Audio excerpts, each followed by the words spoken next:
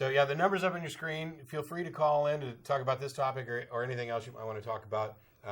We've got quite a bit more to cover, and we'll try and get some calls in between. But I want to make sure we get this topic covered well and give Jen the time since she was nice enough to come on today. So please continue. Okay. Well, next I want to talk a little bit about Muslim traditions, because Muslims actually, when we think about circumcision, we typically think about Jewish males being circumcised, but in fact, Muslims make up the largest number of circumcised males in the world. And there's actually nothing in the Quran that requires circumcision. So this is not one of the 5 pillars of faith or anything. There was just a reference in one passage in the Quran that talked about Abraham being a worthy man, and that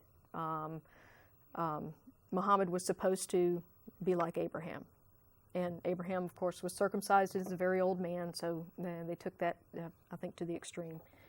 But there are, among the Muslim customs, there's the fitrah, which has to do with standards of personal hygiene. And so there are 5 parts of that. It includes shaving pubic hair, circumcision, mustache trimming, plucking armpit hair, and nail trimming. So it's just basic personal hygiene. Somehow circumcision got wrapped into that. As far as what it says about female circumcision, and I use that term to mean any kind of female genital cutting. So for those people who are saying, "Oh, you're trivializing, what's done to women," yeah, I'm not trying to do that. I'm just saying that I'm using that term to refer to any kind of genital cutting. What it says about female circumcision is that it's an honorable thing to do, but not a requirement. So there is no religious requirement in Islam for a woman to be circumcised, but it's considered honorable to do. Yeah, it makes me wonder. I mean, a couple of years ago, and I still have the notes from the show that I did back then, I talked about this kind of in passing, about how the Bible, it seems to be completely obsessed with circumcision and foreskin, especially in the Old Testament. And I've literally got everything that's on this page is just shorthand for verses, maybe 15 or 20 in Genesis, a handful in Exodus, Leviticus, Deuteronomy, James. I mean, it's New Testament and Old, with all this obsession about circumcision and foreskins. And you have the same thing. Here you have Muslim culture with their pillars of faith, where their God, for all practical purposes, is concerned with trimming your fingernails. And there may be good advice in there, but is this really the sort of thing that we need divine revelation on? Yeah. and yet they're also promoting things like female genital mutilation, which is, I'm fine with addressing a circumcision as cutting in those circumstances as well, but I mean, we might as well call it what it is. Yes. I mean, if there is any medical data that shows that there's some positive benefit to male circumcision, and there may well be, that still isn't a justification for routine infant circumcision. There is zip on this issue of female genital mutilation, female circumcision, whatever you want to call it. And oddly enough, we live in a time where, I mean, just this past week, I think, the parliament in Yemen voted against a bill that would have outlawed female genital mutilation.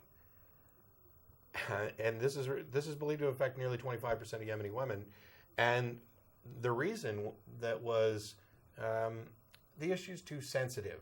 We can't get a religious consensus, so we're not going to make a law. Yeah. I'm a huge supporter of religious freedom, the right of every individual to follow the dictates of their conscience until that right affects others. That's the limit. My rights end where your rights begin. You're free to believe whatever you want, practice whatever you want. If you, as an individual, want to mutilate your own genitals, feel free. I'd rather you seek counseling because I think you're probably doing harm to yourself for really bad reasons. But I'll give you that right. I'll support your right to be as foolish as you want about anything like this. But in this modern era, and I realize we're talking about Yemen and not necessarily one of the pinnacles of human rights, it's insane to me to think that we're not going to provide a law that protects the rights of human beings because we can't get religious folks on board with it. That's the world we live in. Yes. And while we as Americans might look at that and say, oh, that's some, little third world pissant country that they're so backwards and they've got these silly religions. No, it's the same here. It may not have the same impact. It may not be as impactful at kind of a visceral level as something like female genital mutilation. But religion steps in the way of protecting people's rights in America as well. And when we're talking about this issue of male circumcision, and I know you're going to get to this, it's really, even I wasn't opposed to it. I grew up, I was a Christian, it was normal. I didn't think about it. I don't look at myself as, I don't consider myself to be a victim. I don't look at myself as mutilated. But the fact of the matter is, if somebody were to come up today and say, and we'd never had circumcision of any kind before, and say, hey, look, I've done a bunch of research here, and I'm pretty sure that if we just trim off the foreskin on men's penises, we might see a whole bunch of positive health benefits. What would happen? Well, we'd do some research. We'd investigate it like we would with any other scientific idea. I mean, after all, we remove people's tonsils and appendixes, but not until they're causing a problem. Yeah. But we'd take a look at it. And then what would happen? People would be provided with medical information and be able to make an informed decision.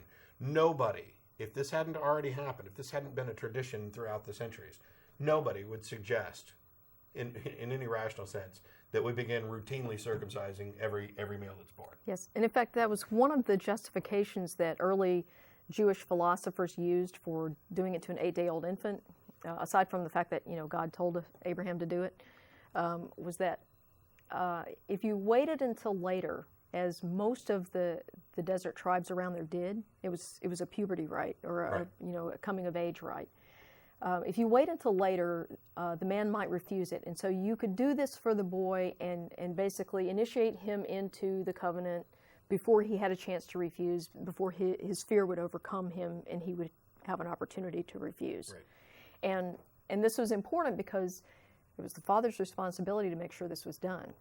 And so if the boy later refused, the father was on the hook for not having his son circumcised. What happened to free will? I thought free will was this important thing that their God wanted. Well, and what happened to the Jewish prohibition about mutilating your body or marking your flesh or something? Well, this one's different. No, I know, God went and made an exception.